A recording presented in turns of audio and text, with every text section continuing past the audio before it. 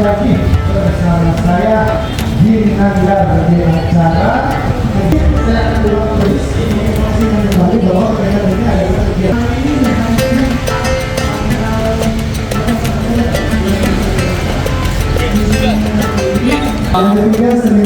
Budaya, salam seni budaya.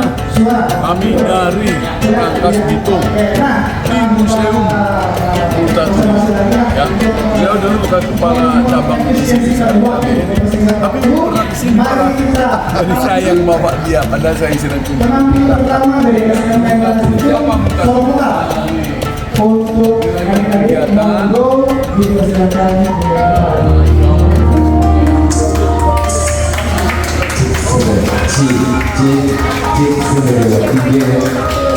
siapa itu Musa Tuli? Baik, nanti dijelaskan di dalam. Tiga nama yang saling berkaitan tak memiliki Multa tuli waktu. diambil dari bahasa Latin, terdiri dari dua kata multa artinya banyak, kemudian tuli artinya menderita, artinya banyak menderita.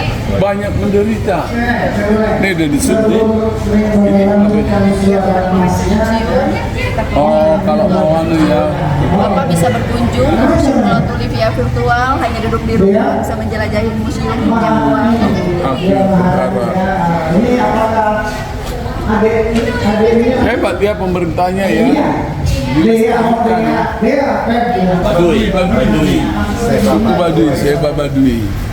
Ya, ini Seba Baduy. Kita masuk ke museum.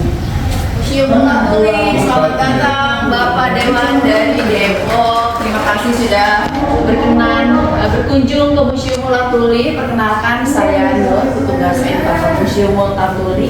Dan tema dari museum kita secara garis besar yaitu anti kolonial, maka terinspirasi dari roman masa kelam karya dari Multa Tuli atau Edward Dawes Dekker. Lalu siapa itu Multa Tuli? Tadi sudah sedikit dijelaskan. Multa Tuli diambil dari bahasa Latin, terdiri dari dua kata multa artinya banyak, kemudian tuli artinya menderita. Nama aslinya Edward Dawes Dekker, dia merupakan Belanda murni atau Belanda totok. Sejak usia 18 tahun dia sudah ikut berlayar dengan ayahnya, bekerja sebagai nakoda kapal, kemudian setibanya di Nusantara dia bekerja sebagai juru tulis, dan setelah itu bekerja sebagai antenat atau pegawai negeri sipil yang ditempatkan di berbagai wilayah Nusantara, Natal, Padang, Bagelén, dan terakhir dia mendapat tugas dari pemerintah kolonial Belanda untuk bekerja di sini sebagai asisten residen 1856. Ini Itu diresmikan. diresmikan pada tahun 2018 oleh Bupati Haji Iti Oktavia Jayabaya. Multa Tuli itu kan ada titik nolnya ya jalannya ya. Ada di mana itu? Ada di seberang sana, Jalan Multa Tuli, betul. Nama Multa Tuli banyak dipakai di kota Rangkas Bitung sebagai nama jalan, nama apotek, nama radio, nama sekolah, nama museum, pendopo, dan lain-lain, banyak sekali. Karena Oke. Bapak Himawan seniman dari Yogyakarta, jadi total kita punya 4 patung. Temannya mana? Si Ngerokok ya, dia udah bosen orang sih. Oh iya iya. Coba kalau saya sendiri coba. Punya. Pikunya, karena pada saat itu belum ditemukan mesin pemecah kopi. Ah, jadi pakai gigi langsung Pakai ya. gigi. Dan mereka juga tahu kalau pada masa itu belum ada HIV ya Pak. Keren nih museum nih. Ya, silakan. Topi Ini kontrol. Baduy ya, yang dia temuin Baduy. Betul, Baduy luar, dalam, dan ini Belanda. Ini sejak abad ke-17 kongsi dagang nih. Iya, VOC Nih. 1602. Paksa jenisnya robusta, yang ini sudah dikeringkan, kemudian ini sudah melalui proses sangrai, dan ini grinder alat penggiling kopi. Ini kopi. Betul. Kok kopinya nggak hitam? Ya begitu. Udah kelamaan coklat. Betul. Betul banget. Aman. Oke. Aja pinter. Ini Sudah dari pengalaman ini. dalam perkopian. Ini apa ini? Di 18 titik residenan, mulai dari Residen Banten, ke Residen Priangan, hingga besok ke Jawa Timur. Masyarakat kita pada saat itu diharuskan untuk menanam jenis tanaman yang laku di pasaran Eropa, seperti halnya kopi, kina, nila, tebu, dan tembakau. Makanya di daerah ini ada perkebunan sawit juga ya. Kalau sawit tumbuhan baru Pak, Oh. tumbuhan abad ke-20. Ini siapa aja? Raja Residenan. Baik, Ini merupakan struktur birokrasi pemerintahan Hindia Belanda ketika masa kolonial. Jadi ada dualisme birokrasi pemerintahan, Bapak. Jelasin. Ya, dari pemerintahan kolonial Belanda terdiri dari residen, asisten residen, controller, dan ada asisten controller. Kemudian dari Bumi Putra ada Kepati, ada Bupati, kemudian Pati, Wedana, dan asisten Wedana. Bumi Putra. Bumi Putra itu Nusantara. Oh, kira asli. Lebih terkenal dengan sebutan Pangereh Raja. Kalau ini Itu pelana juga. iya. Bupati ya, baru Pati, habis Pati Wedana, asisten Wedana. asisten Wedana, asisten Wedana. Dari ke bawahnya masih ada lagi Bapak Oh, sebetulnya. Cuman ini pelana apa ini? alat transportasi ketika masa tanah Kuda. Kuda. Nggak ada mobil Bapak, belum ada. Belum. Boro-boro pesawat. Alat tukar ketika masa tanam paksa menggunakan huruf pegon Jawa. Pegon Jawa. Betul. Sekarang banyak ditemukan. Ada yang dua ini 1 sen, kemudian yang kecil setengah sen. Keren banget ini. Mulatuli atau litografi wajah mulatuli. Itu karya siapa yang melukis itu? Kenapa? Yang melukis. Lukisan siapa? Dia dari Lampung sih, orang Lampung. Oh. Dari kita. Bukan. Silakan, Pak. Baik, yang selalu dilibatkan Mas Rizal dari Filipina pun dia terinspirasi bagaimana Yose cara Rizal, ya, betul, Filipina. memerdekakan negara Filipina pada saat itu dengan baca maksa kelar dia terinspirasi. Oh, Max Havelaar tahun berapa?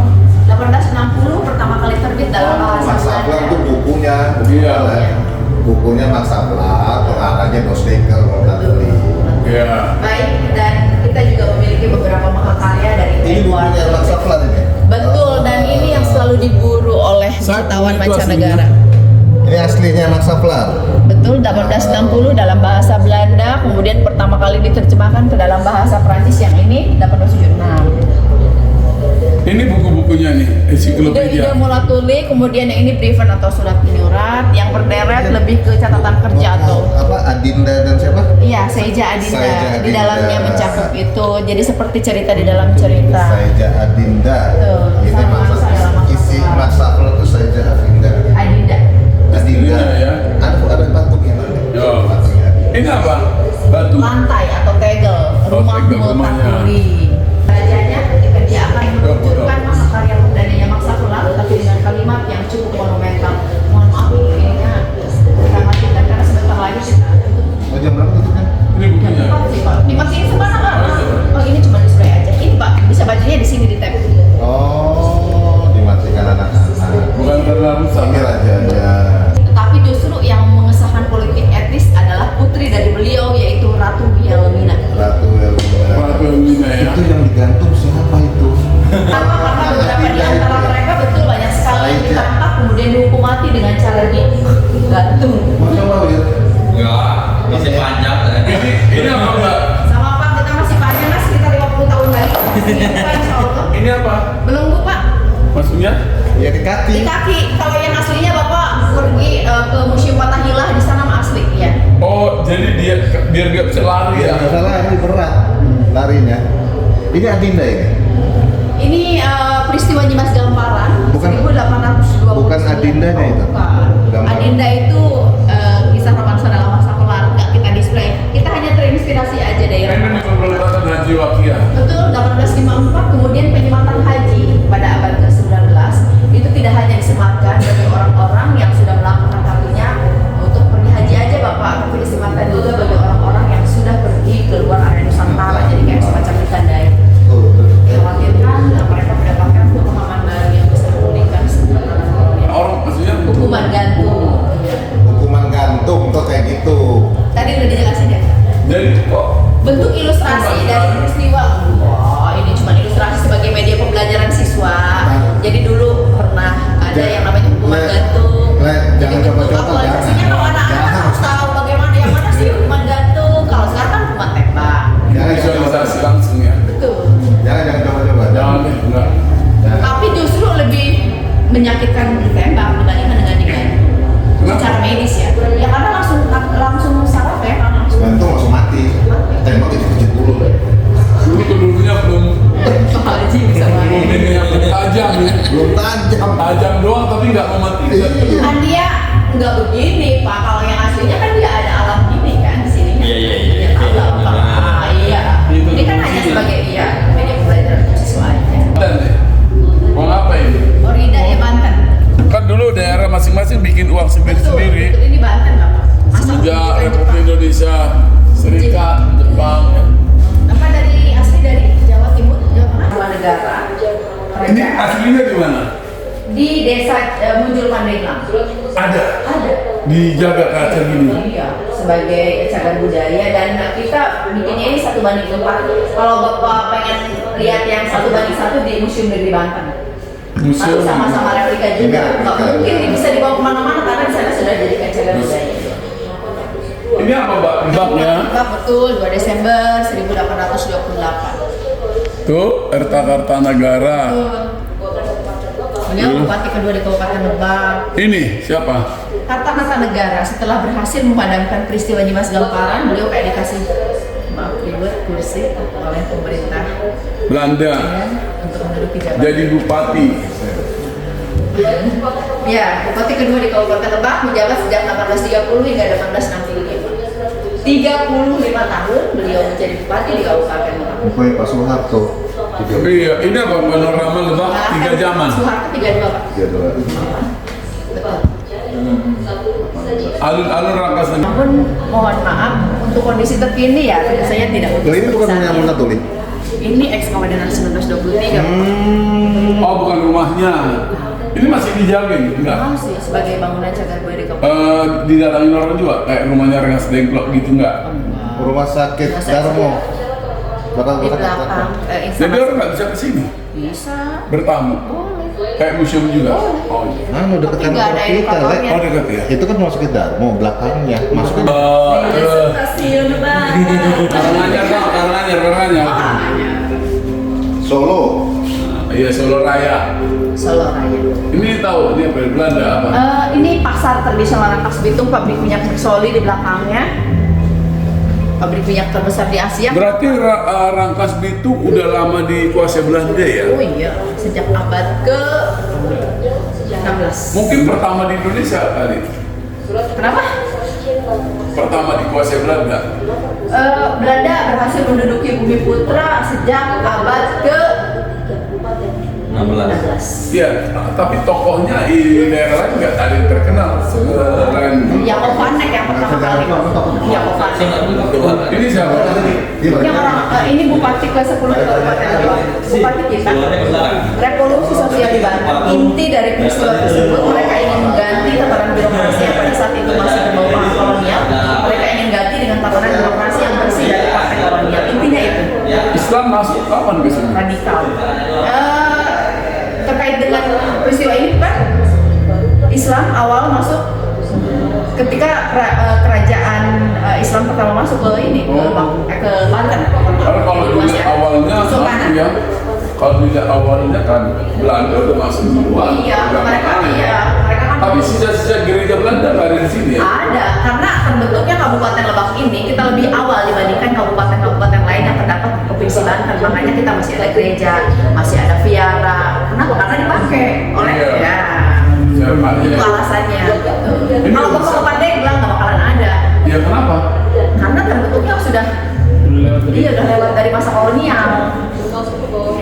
Ini apa? Betul.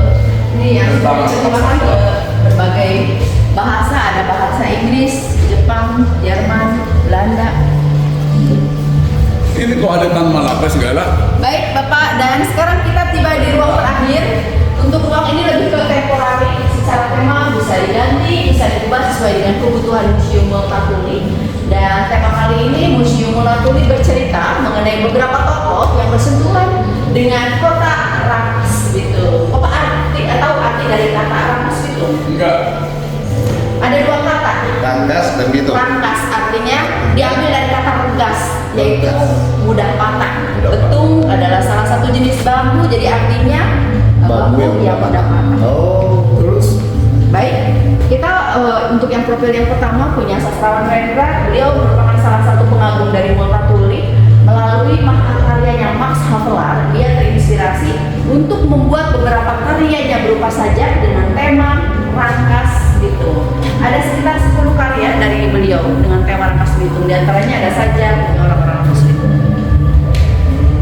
Kalau Maria lupa, kulit Pak. Ibu Maria Ulfa ini merupakan tokoh perempuan yang cukup banyak